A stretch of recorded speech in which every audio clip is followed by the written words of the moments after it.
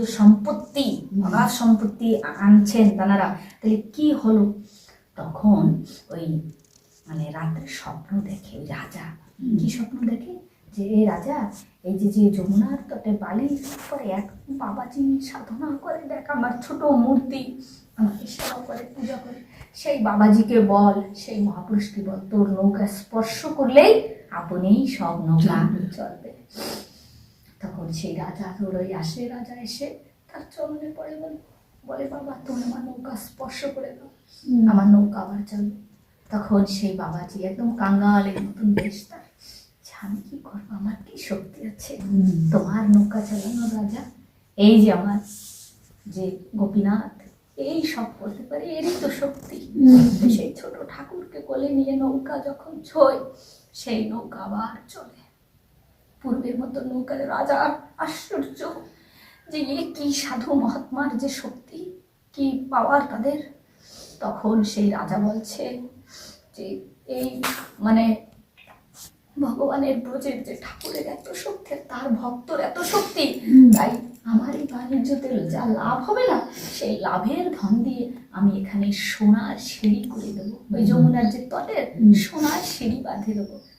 তাই বলে ওই আকবর ওখানতে প্রস্থান করেন। ঠিক আছে, এখন সোনার সিঁড়ি বানাবে। এখন ওই যে মহাত্মা, তিনি তো বড় সিদ্ধ মহাপুরুষ, তিনি বললেন যে বাবা এই যে কলিযুগ আসছে, তো কলিযুগের শুরু হয়ে গেছে, বহু বর্ষ হয়ে গেছে, কিন্তু এরপরে আরো উৎপাদ বাড়বে। মহাত্মারা তো সবই জানেন, সোনার সিঁড়ি করো না, এই সব চুরি লুট করে নিয়ে যাবে, তুমি পাথরের সিঁড়ি করে দাও। বলছে না, পাথরের করবো না, হ্যাঁ এত সুন্দর সোনার সিঁড়ি করে দেবো, লোক খালি দেখবে আর আমার আমাকে মনে করবে। রাজা বলতেছে এত সুন্দর সিঁড়ি তো খালি ঘাট পড়ে আছে। বলছে না না না না, আমি সোনারি সিঁড়ি করবো, আজ পর্যন্ত এমন কেউ করে নাই।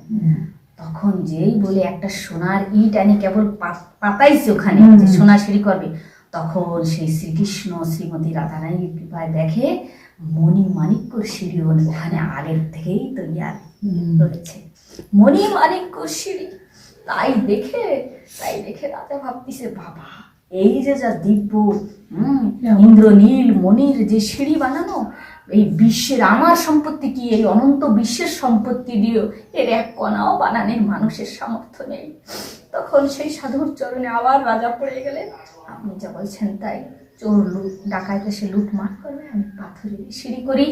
এই জায়গায় যে সিঁড়ি রয়েছে, সেই সিঁড়ির উপরে আর সিঁড়ি কোনো দরকারই নেই, তার উপরে আর কিছু নেই, মণি মাণিক্যর বানানো সিঁড়ি। তাই নিমিত্ত মাত্র জগতের মানুষের দেখানোর জন্য ওই পাথরের সিঁড়ি করে দিয়েছেন। কিন্তু সেই যে দিব্য বৃন্দাবন, যেখানে মণিমাণিক্যর মেহেল, অষ্টদলের পদ্মতে রাধা গোবিন্দ বিরাজমান, সাধন ভজন করে যার জীবনকে শুদ্ধ বিশুদ্ধ বানিয়ে যে কৃষ্ণ নামে কাটায় দেন, যার হৃদয়ে মনের ভিতরে মানে কৃষ্ণময়, কৃষ্ণ ছাড়া কিছুই নাই, সেই অন্তে সেই গোবিন্দ কৃপা করে তার সেই ওই দিব্য বৃন্দাবনে গোলক ধামে নিয়ে যান। তাই বাবা বলছিলেন বাবা তোমরাও এই ভজন সাধন করো, এইভাবে পরিশ্রম হলেও মেয়ে শরীরে তো আমাদের তো আমরা ইচ্ছা মতন নানান জায়গায় একা একা যেতে পারবো না, আমাদের মানে ভাবে করতে হয়, পরিবারকে নিয়ে সেই সব জায়গায় যেতে হয়। তো কষ্ট হলেও চলো, একদিন শ্রীকৃষ্ণ কৃপা করে তোমাদের দর্শন দিয়ে সেই তার দিব্য বিমানে গোলক ধামে নিয়ে যাবে।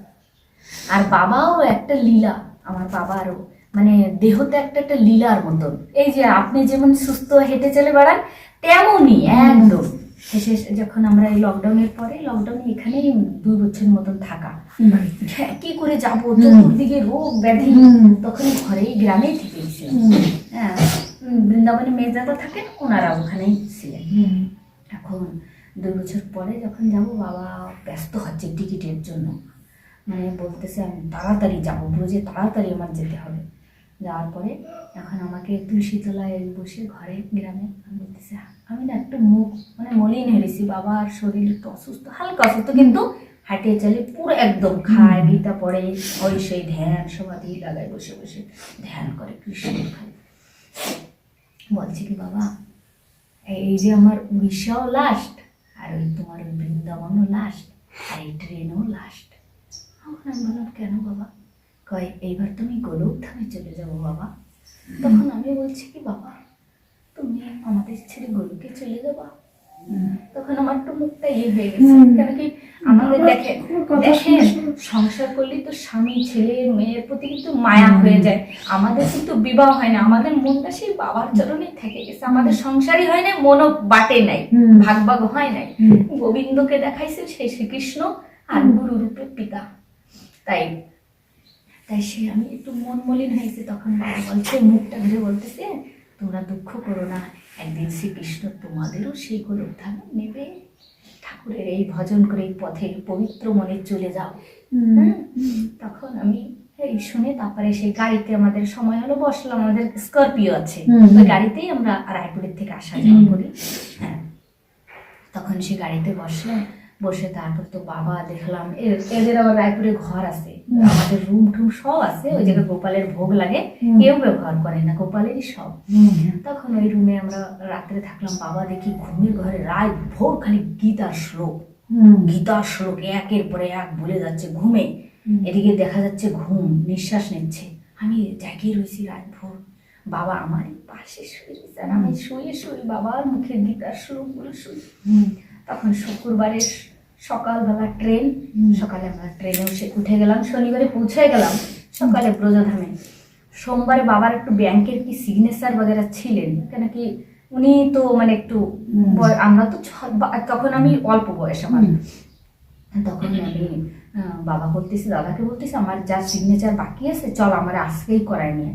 মা বলতেছে না না না, এই গরমে, জ্যৈষ্ঠ মাসের গরম, তখন বাবা মা বলতেছে কেবল আসছেন ওই জায়গার থেকে, উড়িষ্যার থেকে, কত ট্রেনে গরম, এখানেও গরম, আরামসে কয়দিন পরে যান, ঘরের থেকে বারণ লাগবে না, এত গরম বাইরে।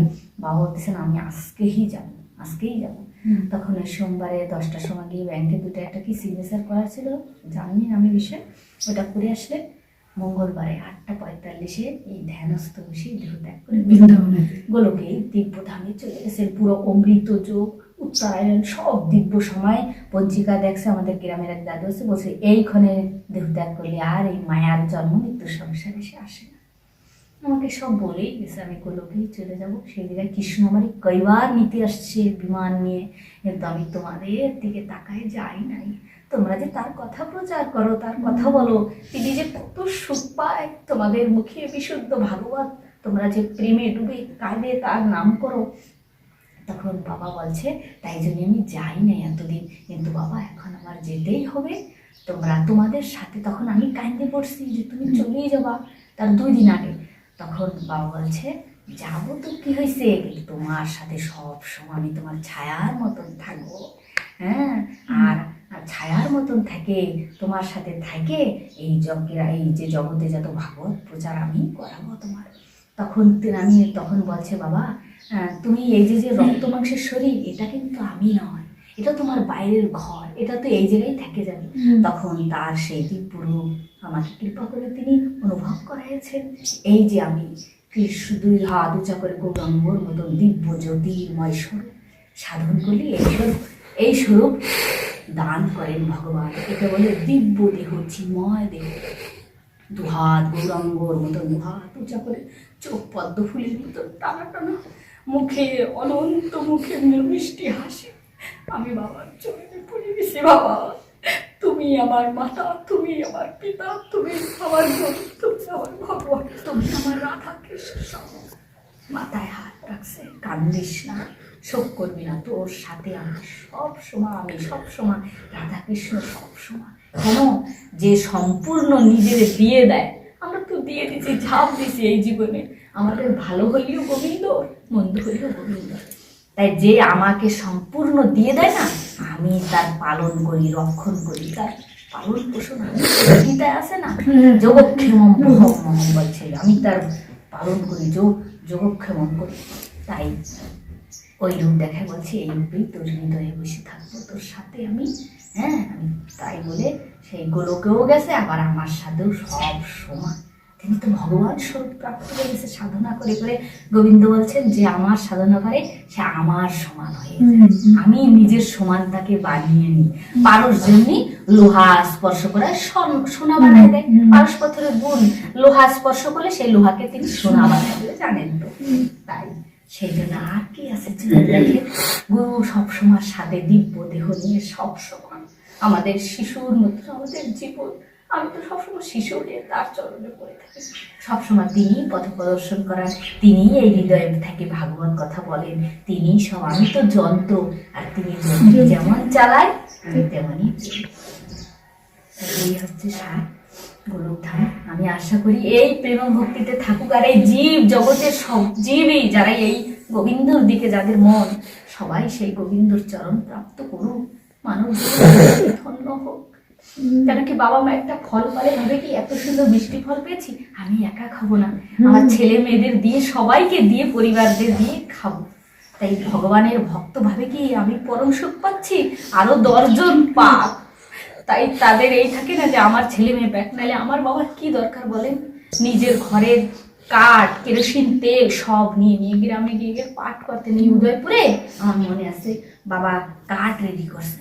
কাঠ নেই কেন, তখন মা বলে তো চাল ডাল কেরোসিন সব নিয়ে উদয়পুরে গ্রামে 7 দিন ভাগবত করছিলেন।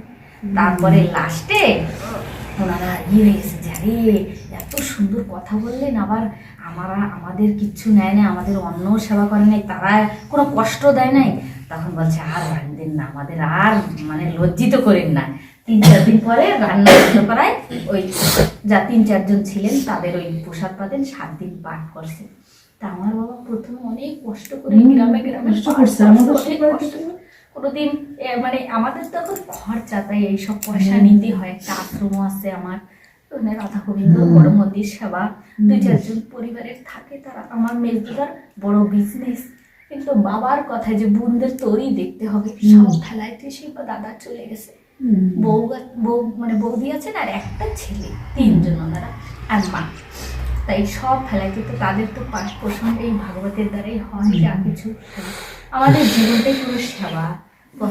হ্যাঁ, এইটাই আবার শান্তিতে শেষ সময় যেন সে গুরুর চরণ প্রাপ্ত হতে পারে, আর কিছু দরকার নেই। ওখানে গিয়ে অনন্ত সুখ। বাবা বলে গোলকে কিসের অভাব, গোপীর যে তোমার যে সুন্দর গোপী দেহ, আভূষণে অলঙ্কারে ভরা, মণিমাণিক্যর মেহের ওই গোলকে সব সুন্দর।